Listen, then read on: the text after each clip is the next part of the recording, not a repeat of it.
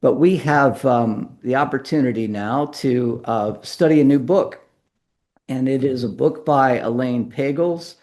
And it's interesting. I don't know why, in the amount of time that we've been doing this, that we've never, at least to my recollection, we've never studied one of Elaine Pagels's books, and there are many. She's got quite a few, frankly, and they're all very good, and they're all highly acclaimed. And she's been doing it for quite some time. If you don't know Elaine Pagels, I mean, I don't know her personally, but of course I know about her scholarship. I just like to give you just a really brief introduction to her to early life education, some of her awards and everything. She was born in 1943 and had a pretty I don't know what you would say privileged life, but her father was a biologist teaching at Stanford University. So she grew up in, Central California area there, and probably had the advantage of growing up around books. And, she did go to Stanford when she was 18 years old. But prior to that time, she did attend church and she was a Roman Catholic, if memory serves. But then she went to a revival of one of Billy Graham's, and she really got, caught up in the whole energy of the revival.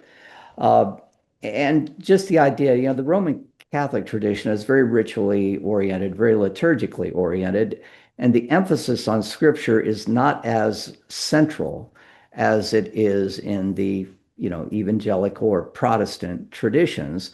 And so she kind of became intrigued with this book that was part of her faith tradition, ostensibly, but was never really reflected upon in any way that involved, critical thinking in her Catholic background. Um, so she kind of converted or started to attend evangelical churches and was enjoying it up until the point when a friend of hers was killed in a car accident or in an accident, and he was Jewish. And she heard members of her evangelical church say, well, since he wasn't born again, he's going to be going to hell. And this absolutely turned her off, as it does so many other people. This insistence that, if you're not completely a part of, our little closed community, then, you know, uh, you're doomed to eternal hell and hellfire and brimstone for the rest of your life. Uh, she didn't get turned off from the study of religion, but she did get turned off from evangelicalism. Now, this is interesting because there's another biblical scholar, well, now whose name is going to elude me, who also attended the Moody Bible Institute and became, uh, you know, di disillusioned with the kind of literalist understanding of Scripture. And I don't know why I can't recall his name because he's the most prominent New Testament scholar around, Bart Ehrman. And I can't remember if we've read one of Ehrman's books or not, but there are many. Um, but the same kind of experience, was interested in the study of scripture and, thought that the evangelical church, the conservative evangelical movement could, facilitate his understanding of these scriptures until finally he had this experience in which, he became utterly disillusioned with, you might just say, the ethics of the evangelical movement, but still continued to, study the New Testament. And like Pagels is one of the most prominent New Testament scholars today. Pagels has since retired, and you probably know that she recently wrote a book called Wonders and Miracles. I think if I'm remembering that correctly, but I'm getting ahead of myself. She did attend Stanford University and studied religion, got her BA and got her MA from Stanford, had a stint with the Martha Graham Dance Company for a while after she graduated from Stanford, but decided to come back and study under probably the best New Testament scholar and the most prolific in terms of writing, and certainly the most prolific in terms of the people that he has influenced throughout his career, Helmut Kester at Harvard University. And there she had the opportunity to work. Now remember, this would have been about 1968, just 20 years prior to this, or 20 some years prior to this cache of documents called the Gnostic Gospels were found in Egypt. More on that later, of course. And Helmut Kester was one of the American scholars who was identified who could, spend some time translating and interpreting them and these documents and trying to put them into their first, second, or third century context, depending, on the document. And Pagels, as one of Kester's, proteges, was able to have a firsthand experience of reading some of these, very delicate papyrus documents that first they could only see them as kind of photocopies of photographs, but eventually over time, if you've read the first part of this book, the Gnostic Gospels, there was a lot of political wrangling that took place in the first 15 years after these documents were discovered. But eventually, scholars were able to read the actual documents themselves, and Pagels was one of those scholars. After she received her PhD, she taught head of the department at Barnard College, which is on the campus of Columbia University, if I'm not mistaken.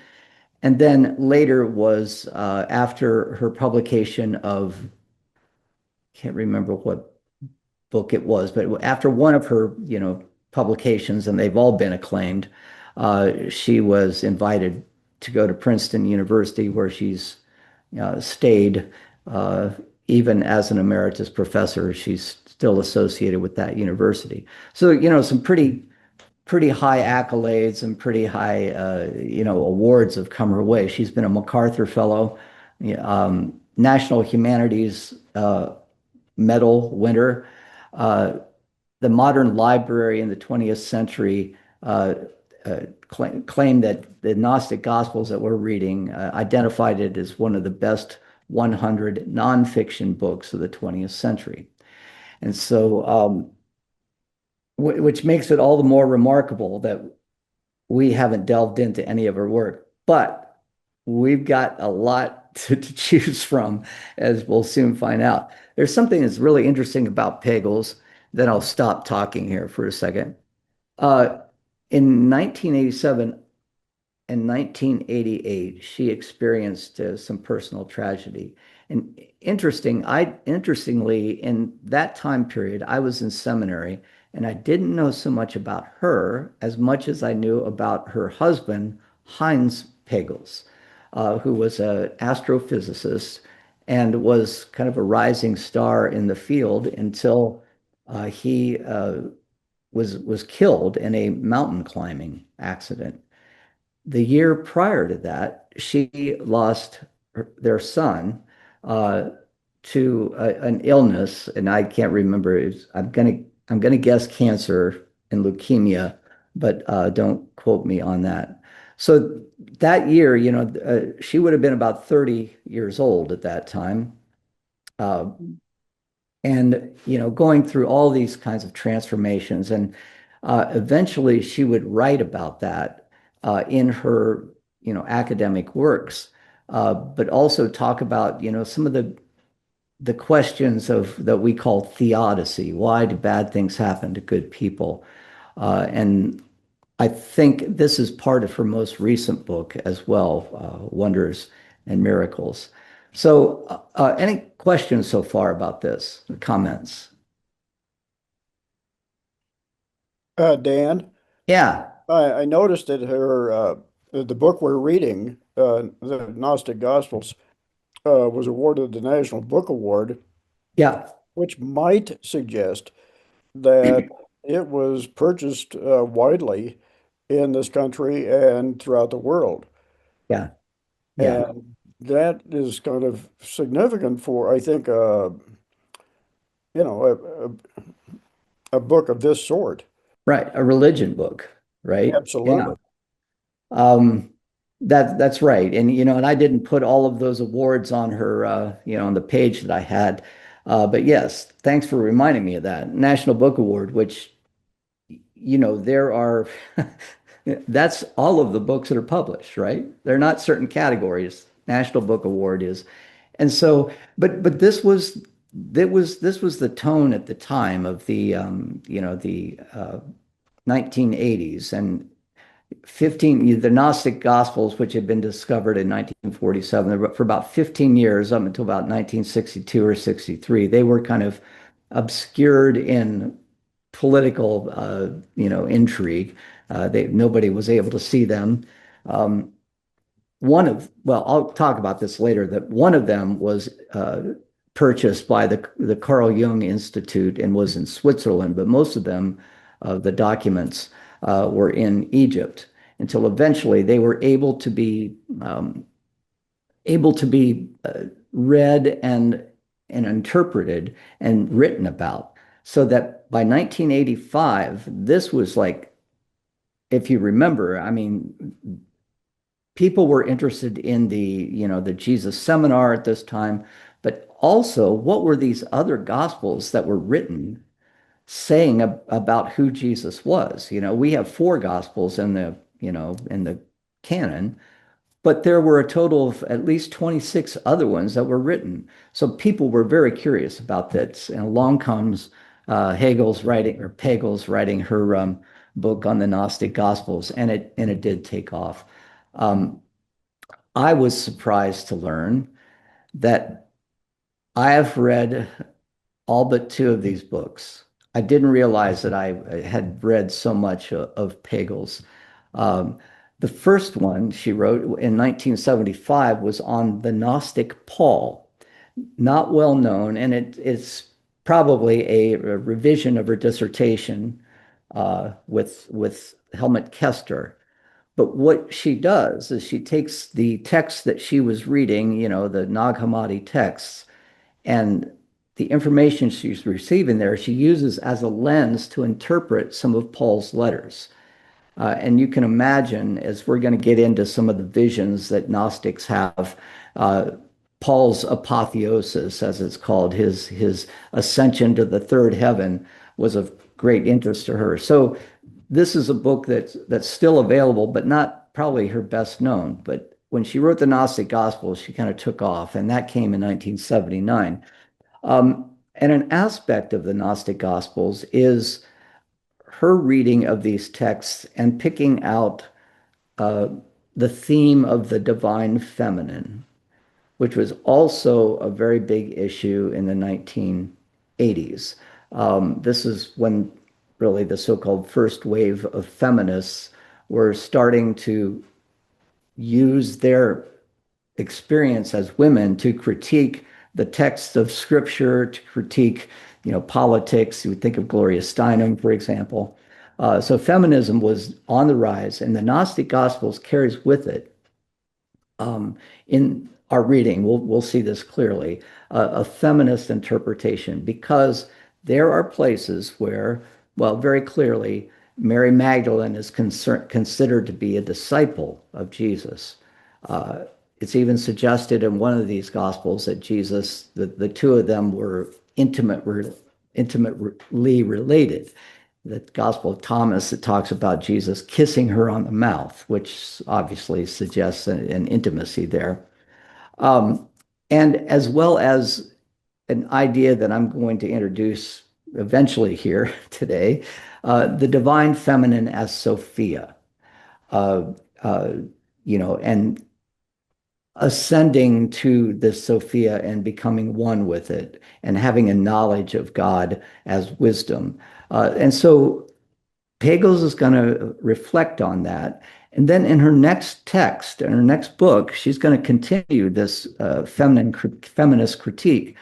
in a book called Adam, Eve, and the Serpent, and where she really uh, looks at how the early church suppressed a lot of the evidence that we have of Jesus talking about the divine feminine, and really comes to vilify women through their interpretation of Eve and the fall of humanity through Eve's weakness, so to speak. And I'm speaking facetiously here, right? Uh, a great book, a great book. And then I won't go through all of these, but you can follow along, and they all have their context of the first century and how the Gnostic Gospels are going to serve as a lens through which we can interpret uh, the New Testament, so traditional Gospels, the canonical Gospels, the origin of Satan. She wrote a book on the Gospel of Thomas, which was kind of her focus in graduate school. She also wrote a book with Karen King on the Gospel of Judas. I don't know if you knew there was a gospel written presumably by Judas. Very, very interesting text. And then another book, I think we considered this, called Revelations. And for biblical scholars, this is kind of a tongue-in-cheek title, primarily because this is what the book is about. It's about these, ecstatic revelations, these visions that people have that are associated with Christ and with secret knowledge, right? And of course, the focus of one of these visions is the book of Revelation, singular, right? The revelation to John, the apocalypse, as it's often referred to, the apocalypse of John.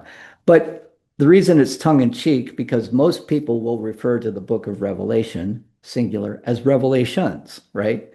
So this title has kind of the intent in some ways of putting jabbing those people who don't know enough about the book itself to even know its title, and they refer to it as Revelations. And then in 2018, she writes her personal story on religion. And that was considered, I think, to be kind of her swan song, I think they call it, the last hurrah, until just recently, Miracles and Wonder came out, where she talks about her study of the historical Jesus. You'll see that span of time from 1975 to 2025 is 50 years. To be writing over a 50-year span of time is a pretty admirable feat. And all of these are books that are highly acclaimed. So let me stop. Any questions or comments about Pagels? I'd have a comment, Dan, Yeah, briefly. yeah, Uh, First of all, if this group didn't do a study on Revelations, I could lose the farm on a bet because I swore I we did that book. I And think we also, did. you said Bart Ehrman, we didn't do a book on him, but didn't he do the Heaven and Hell Yes, Yeah, book? we He did. did. yes. So we've done him. But Yeah, my main point is, and you brought this up briefly, but I think we need to emphasize it. This book we're reading now is copyright 1979, which means, she's based on the scholarship as it existed in the mid 70s, which is yeah, at least when I was somewhat, and I emphasize somewhat, immersed in the scholarship at that time. But I think the context that's important is this was before the Jesus seminar. yes, And yes. she is not in that context at that point she wrote this book. Now later, if we recall, and I know we've referenced this in this class before, there was that great series on Jesus on public broadcasting, and they had a whole slew of commentators, Right, right. including Crossan, including Ehrman, Yeah. including her, including Paula Fredrickson. Fredrickson. And Yeah, by then, of course, she would have, you know, had the input from that. But I just think it's important to keep that in context Yeah, when we read this 50-year-old book. yeah. That's right. She was really very much ahead of her time as a feminist, as a Nag Hammadi document scholar, and doing work. Really, she's in some ways on the margins of the Jesus seminar. You know, she's not part of that central group looking at the historical Jesus, but her work has implications for this historical Jesus, as we will very soon find out. So, any other comments? Thank you, Mac. I appreciate that. So, if some of you do not know what you're getting into, this is a book about a number of documents that were found in Egypt in 1945 that purport to be Gospels. Uh, in other words, sacred texts about the experiences that the apostles had with Jesus. They even bear the names of some of the apostles, the Gospel of Thomas, the Gospel of James, the secret Gospel of James, the secret Gospel of Thomas, the Gospel of Mary Magdalene, right? The Gospel of Judas. And this group of text is, I mean, the guess is that in the fourth century, when Constantine became emperor and was starting to really, seek out Christian heretics, these texts were hidden by a group of Gnostics in Egypt who, felt that it was important for them to maintain their tradition. Because remember, what Constantine was doing is very much what we see happening around the world in autocratic governments. They're writing history, the official history, uh, proclaiming what the received tradition is supposed to be, and everything outside of that was heretical. Well, these books, the theory goes, were put away in this jar and hidden in the desert and not found until 1945. And what we're going to do with this book is look at some of the content of those gospels. Uh, when I've taught this book at Hastings College, there were some students who were just absolutely aghast that I would even call these text gospels themselves, the good news, um, and didn't want to know anything about them, really, because they didn't want to be on the heretics wagon either. But I think for the most part, these are not going to challenge our faith too much. I think for me, it enriches it all the more. But uh, I'm not going to assume that you have picked up the book. So I want to give you a little bit of background on something that I have been reading lately and just becoming completely immersed in that is relevant to what we're going to be talking about. But it's going to be a historical introduction to Gnosticism itself. And when we say Gnosticism, we're talking about, I should have made this clear right from the beginning, and I'm sorry. The idea that salvation involves some sort of secret knowledge that is given through whether it's various rituals or secret teachings of a master to a pupil. It's a mystical experience that followers of Jesus can have. And the thing that makes it heretical is that the idea is that salvation comes through knowledge. Salvation comes through this knowledge that's imparted, not through the death of Christ or the blood of Christ necessarily.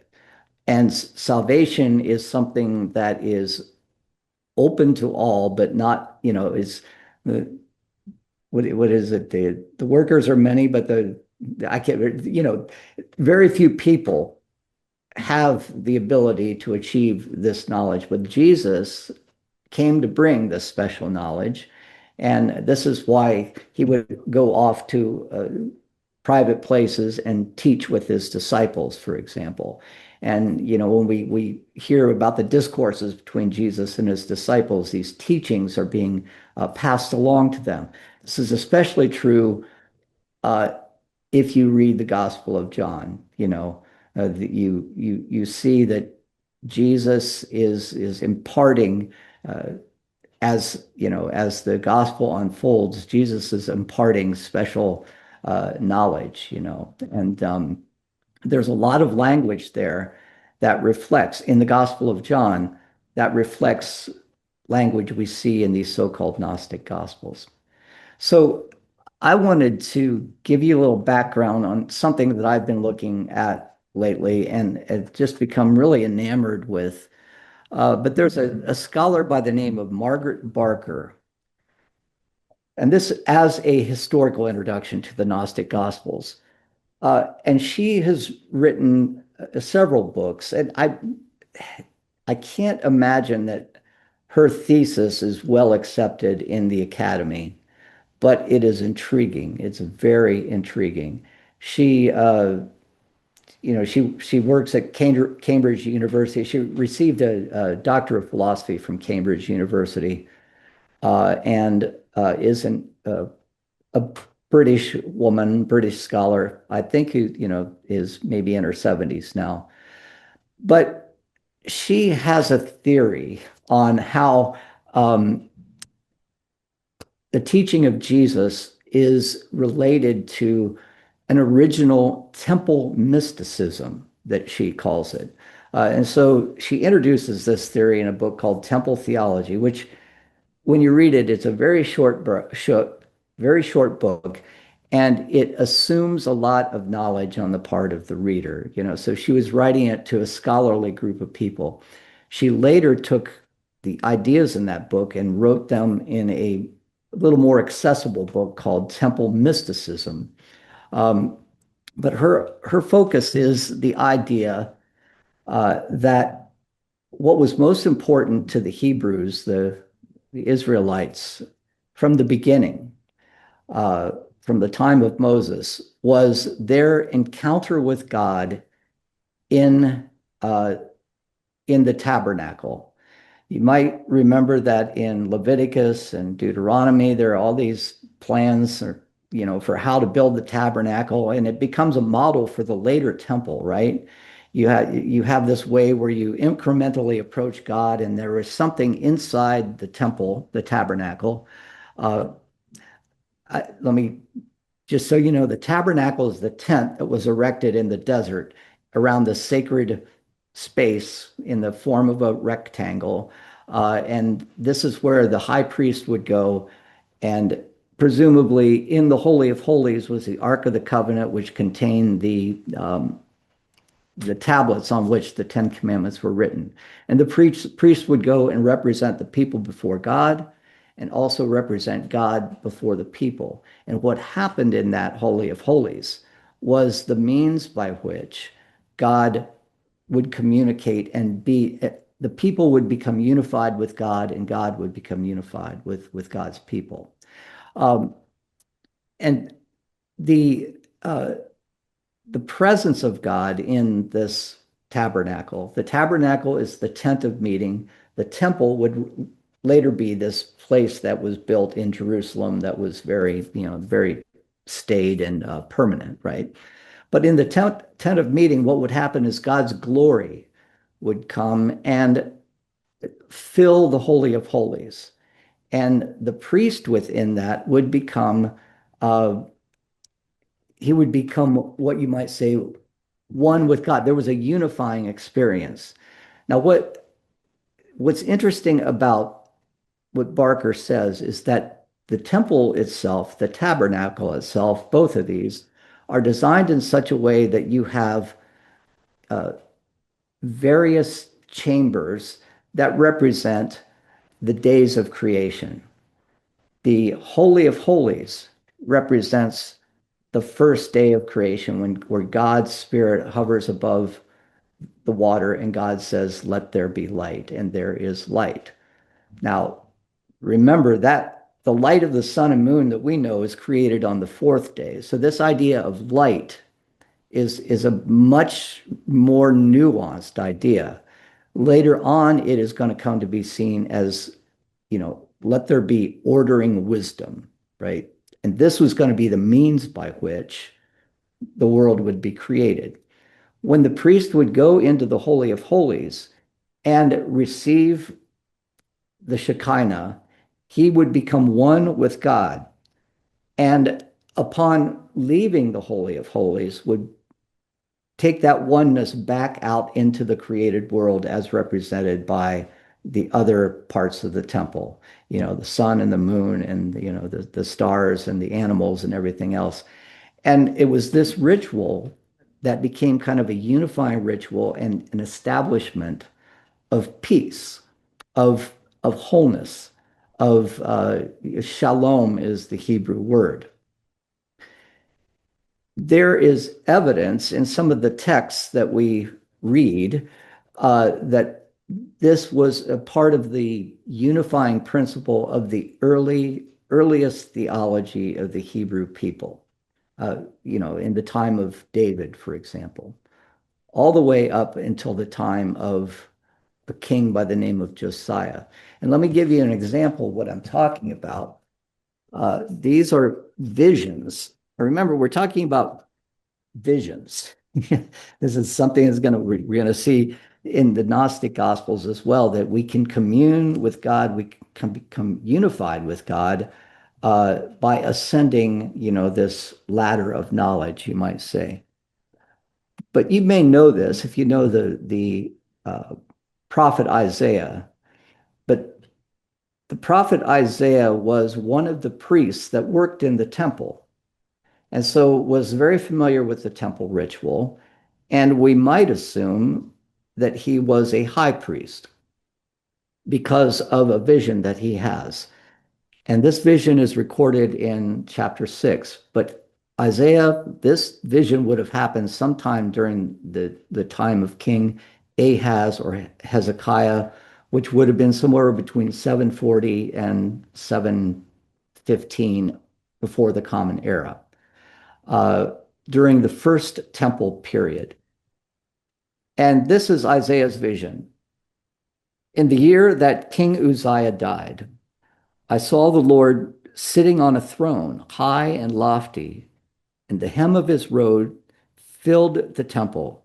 Seraphs were in attendance above him. Each had 6 wings, and 2 they covered their faces, and 2 they covered their feet, and with 2 they flew. And one called to another and said, Holy, holy, holy is the Lord of hosts. The whole earth is full of his glory. This is, in theology, this is called the Trisagion, and it's the foundation of our hymn, Holy, holy, holy, very Presbyterian hymn. The pivots on the threshold shook at the voice of those who called, and the house filled with smoke. There's that Shekinah idea, right? That the presence of God in the incense in the Holy of Holies. I'm giving you what Margaret Barker how she interprets this, right? And I said, Woe is me, I am lost, for I am a man of unclean lips, and I live among the people of unclean lips, and yet my eyes have seen the King, the Lord of hosts. So here's Isaiah walking as a very vulnerable, sinful, we might say, person, realizing he has no business being in the presence of God. Then one of the seraphs, the seraph is like they're represented by fire, or sometimes they're represented, interestingly, by flying snakes.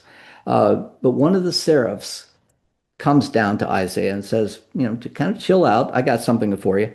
Then one of the seraphs flew to me, holding a live coal, a coal that had been taken from the altar with a pair of tongs. The seraph touched my mouth with it and said, Now that this has touched your lips, your guilt has departed and your sin is blotted out. Then I heard the voice of the Lord saying, Whom shall I send and who will go for us?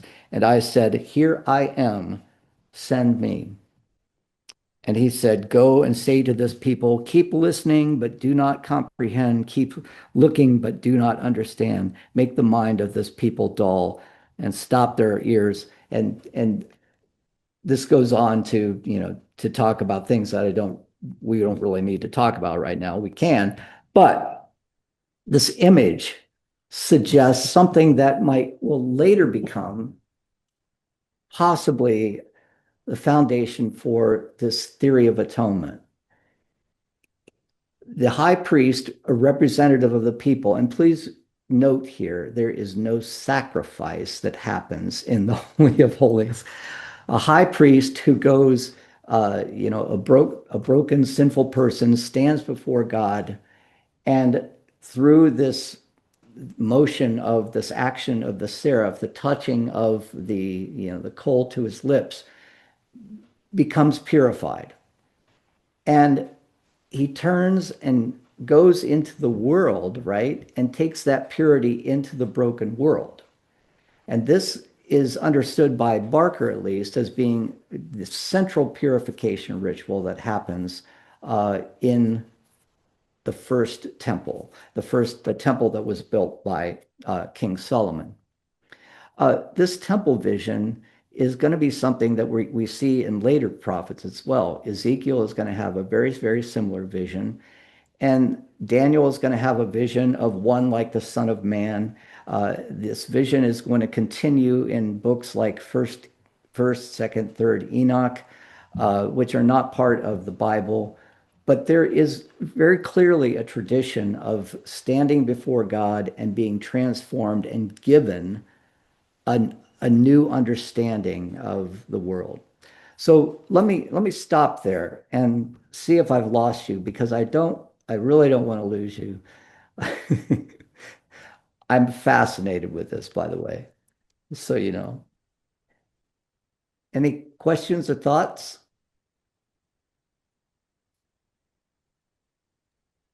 Dan, Yeah, Mac. we talked about purification rituals back in the Old Testament that Yeah, involved a lamb. right. How does this differ? And why does it differ? Well, the blood of the lamb would have been the blood that was spattered to purify the area as the priest is walking into the Holy of Holies, right? Um, and I haven't really quite made that connection, because the later atonement ritual that we know of as, the Day of Atonement, Yom Kippur, has a lot more characters. We got the lamb and the goat, right? The goat who represents the sin and is driven out into the desert. The lamb that is sacrificed and whose blood is sprinkled on the altar, and thus preparing the way for the priest to go stand before God. But there's no sacrificing that happens. The symbolism is that the priest is going and recreating or re-experiencing the very first day of creation. In the Holy of Holies, the Holy of Holies represents the first day of creation. And then, the outside of the Holy of Holies, I wish I could give you I looked for it on the internet, but could not find it, but a schematic that Barker uses to show how the days of creation are represented by these various places in the temple. The Holy of Holies is the first day and the second day of creation, and the third and the fourth and the fifth, and then finally, the day of rest is not represented there. So I don't know if that answers your question, Mac. I want to encourage you all to think about this with me, because especially this next part that comes in, because this is going to cause problems that are going to persist all the way up into the time of Jesus. There was a king by the name of Amon, Amon, uh, who lived, and he was a king of Jerusalem, and he lived and he was assassinated around 640 BCE. There was a lot of political trouble that was happening, but the suggestion is that, there was always tension between the kings and the high priests. Who is really the ruler of, because the high priest represents God, and if Israel is the people of God, then shouldn't the high priest be the person who is in control and not the king? And we even see some of this in Samuel, right? We have Eli as the high priest versus, the king Saul who was chosen, right? But the Eli was the high priest first. So there was always this tension that was going on in Israel. And King Amon is assassinated, and this gives the priestly community associated with the temple an opportunity to seize a kind of control. Because King Amon's son, Josiah, is only 6 years old at the time. He is the king, but he is he's being groomed, you might say, by these high priests. And what they eventually do is during King Josiah's reign, they do something that is very, very similar to what we see happening now. Hey, let's write a history. And we're going to tell the people what the real story is. So they write a history that goes all the way back to the time of Moses and the giving of the Ten Commandments and the coming into the land of Canaan and the battles that are fought by Joshua and then the judges. And then you've got First and Second Samuel and First and Second Kings that ends with the reign of Josiah, who is seen as, the king that they've all been waiting for, right? So it's this group of people known as the Deuteronomists, these priests associated with the temple, who are going to try to seize a kind of spiritual control, you might say, by controlling the rituals, by controlling the narrative, by controlling, everything that is associated with, God's temple in Jerusalem. This is the point at which the emphasis on the law becomes absolutely essential, right? God can be known most perfectly through following the law. And this sets up a situation that would make Karl Marx turn over in his grave, right? It's because you can use a kind of a Marxist interpretive critique when you read the essence of Deuteronomy 28, which is very clearly stated. Basically, if you do good, if you follow the law that we have established here, God will reward you. But if you don't follow that law, then God is going to punish you. Let me just read a little bit of it. This summarizes in capsule form, basically, the whole focus of the Deuteronomist project. If you will only obey the Lord your God by diligently observing the commandments that I am commanding you, this is Moses speaking, right? Today, the Lord your God will set you high above all the nations of the earth. All these blessings shall come upon you and overtake you. And if you obey the Lord your God, blessed shall you be in the city, and blessed shall you be in the field. Blessed shall you be the fruit of your womb, the fruit of your ground. Blessed shall be the fruit of your ground, and the fruit of your livestock. Blessed shall be your basket and your kneading bowl. Blessed shall be, and on and on and on. Now, this is going to be counteracted by the second half of this Deuteronomy chapter, which is almost 3 times as long. This is, if you don't obey the law, here are the things that are going to happen. Now, does it make sense that this is 3 times as long? Can you see the manipulation that's involved in this? This is putting the scare into the people, right? God becomes someone who is out to get you if you misstep.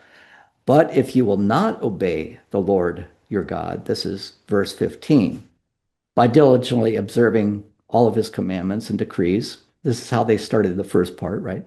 Which I am commanding you this day, then all these curses shall come upon you and overtake you. cursed you shall be in the city, and cursed shall you be in the field. Cursed. So basically, you're seeing kind of the mirror image of all the blessings. But then there are some that are added to it that involve all kinds of diseases and warfare and everything that you would imagine putting in a 7th century BC horror film. So this really puts a separation between the people and God, and the way that God can best be known is by the commandments. God can best be known by following the commandments.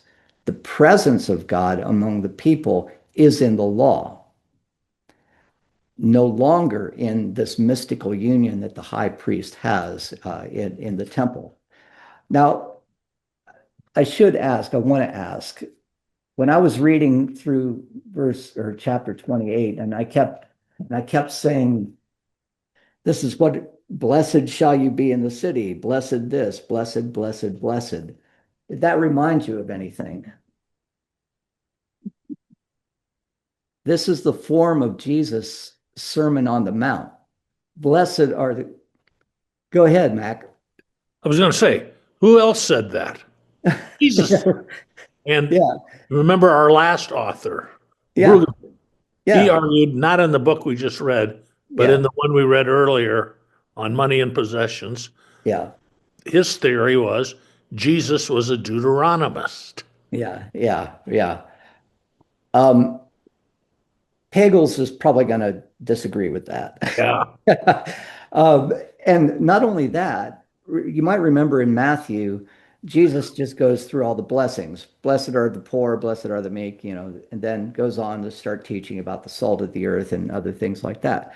But Luke does what? How is Luke different? Anyone remember? Luke has all the woes afterwards. Woe to you who are rich, because you've met your fill, right? You've had your filling. Woe to you who are unrighteous. I can't remember the text itself, but that follows very clearly this positive and negative form that we see in the book of Deuteronomy.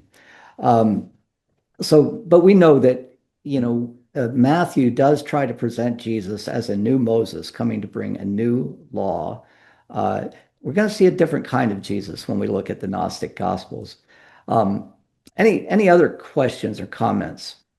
Dan, Yeah, go ahead, please read Dan. the subtext of what you just discussed is the need for social control, uh, Yeah, which, goes on for the next, almost 3,000 years. yeah, yeah. Yeah. And you might see how I'm trying to set up uh, the spectrum here, right? That need for social control that focuses on law that was so prominent in the Roman Empire, right? And also in Constantine's Christianity that would come 300 years into the Christian tradition. But then introduce into that these gospels that say you as an individual can enter, quote unquote, the Holy of Holies. You as an individual can have this experience of God. And not only that, who's to say that this wasn't what the original Jesus was teaching? Who's to say that this isn't what the original Paul was teaching? I mean, think of Paul's experience in Second Corinthians, where he's taken up to the third heaven. The third heaven, and that's right out of the book of Enoch, right? That was written 150 years prior to this, or 100 years prior to this. Um, so reading the Gnostic Gospels really helps us to put on some new lenses and begin to interpret Jesus as well as Paul, keeping in mind this history that we're talking about, the social control that's always present in religion. And the Gnostic Gospels are going to undermine that.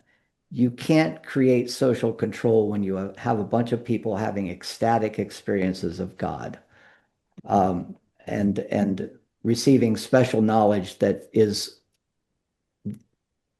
contrary in many respects to the knowledge of the, of the common people in the world. Um, so, I was hoping to get through so much more of this, and we're already 10 minutes away, but let me just go through this slide as well.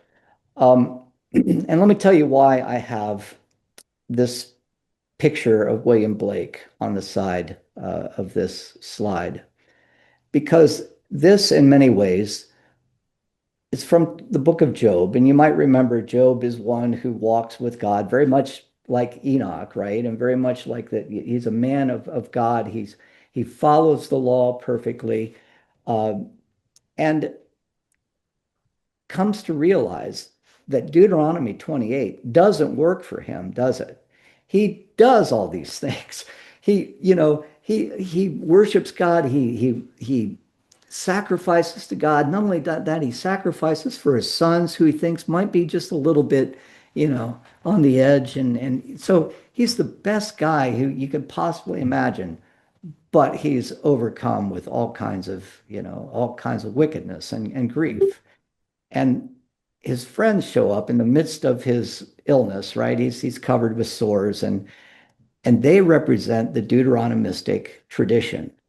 Look, you must have done something wrong, right? And Job says, no, no, no, I didn't do anything wrong. And eventually, what happens? How does this whole thing get resolved? But Job has a vision, you might say. Job is taken up into a second heaven, you might say, and then has a confrontation with God. And how does that confrontation evolve? God says, hey, where were you when I was creating the world? Where were you when I was creating Leviathan and all of these things? But God is going through this in Job, and he's going through it in Job's presence, the way you might expect a high priest in the Holy of Holies to encounter God as well.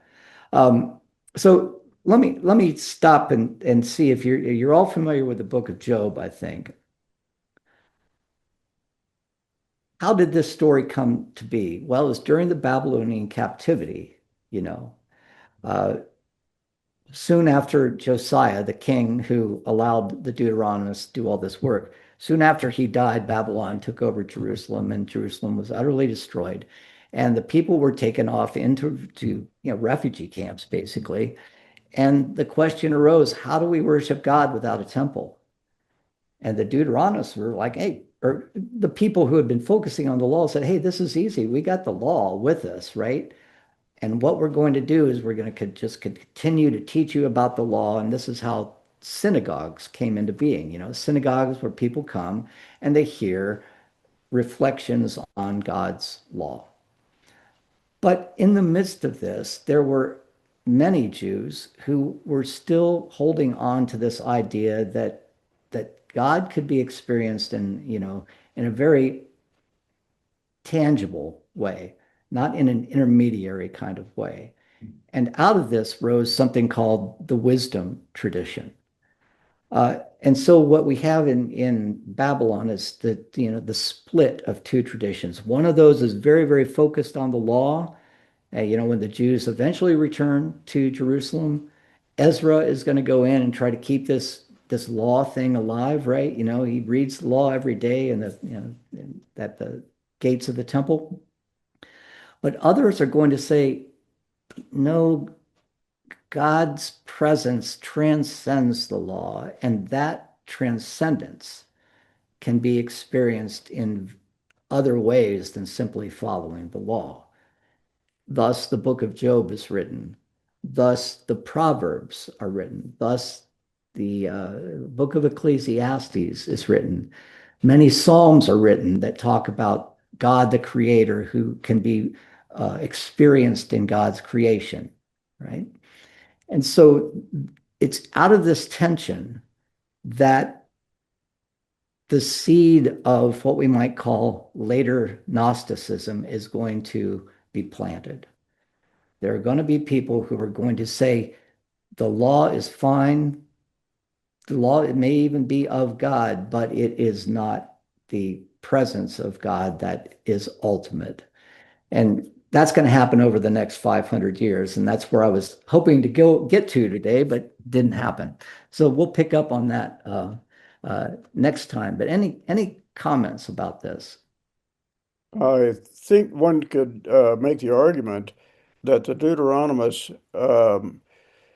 in seeking social control, were acting out of survival, Yeah. not for malevolent um agendas, because Israel was so tiny and the population was so tiny, and they were surrounded by people who didn't like them or felt like they were probably Yeah. ciphers. Right. And they remember they had been given a special dispensation, you might say, by the Assyrians. The Assyrians didn't attack them because they gave obedience, right? And so you had this whole Assyrian empire, and then you have this one semi-autonomous little, collection of Israelites called Judah. And of course the temple has been completely demolished, not demolished, but has been robbed of its all of its treasure by the Assyrians. Um, so that's the context. Yes, how do we maintain ourselves in the midst of this horrible overlord? Uh, it's Babylon who starts to rise at towards the beginning of the seventh century, all the way, for that 100 years of the seventh century BCE, uh, which takes the Assyrians' gaze away from Judah so much and allows them some semblance of freedom. And it's within this, because the Assyrians are worried about the Babylonians, right? They don't care what's going on in Judah, but it's within that time period that Judah and Josiah and this new kind of restoration of the nation begins. Well, let's write our history. Let's, talk about the narrative of how we received this law from God. That's when that begins. But all of it falls apart when Babylon attacks them. So, um, go ahead, Denny. Just before we sign off, I think it's kind of interesting that the Nag Hammadi discoveries in Egypt in December 1945 Yeah, occurred only months before the 1946-47 discoveries, uh, yeah, also in clay jars, yeah, in Qumran in Israel. Um, Nag Hammadi is basically turns out to be the New Testament uh, options, uh, yeah, and Qumran is the manuscripts of basically the Hebrew Bible. yeah. So Among other manuscripts. from a research point of view, if Yeah, you were in Elaine Pagel's situation, yeah. that must have Unbelievable. been the biggest treasure trove that you could ever walk into.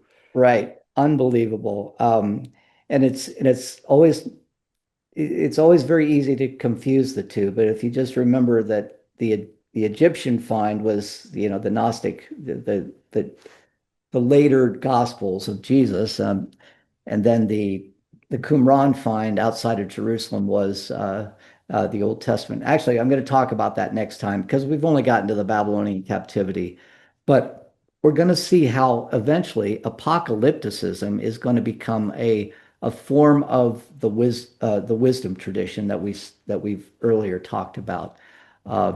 But that's all for next time. But if we're going to start reading, you might as well. I don't know how far you've read into the book, but the introduction is pretty straightforward, and that's it's got Roman numerals all the way up to 36. So roughly, no, it's 30 or 25 pages or so of the introduction. That'll give you some background that Denny was just talking about. And we should be ready to go then next week with that. Uh, I feel very privileged to be able to have a group of people who are interested in this kind of thing, because apart from this group, I live a very lonely intellectual life. Uh, And so thank you all. But I hope you're as excited as I am, because I get very turned on by these kinds of questions. So let me stop the share here. And I guess I will see you all next time, same bat time and same bat channel. And thank you. See you later. Bye.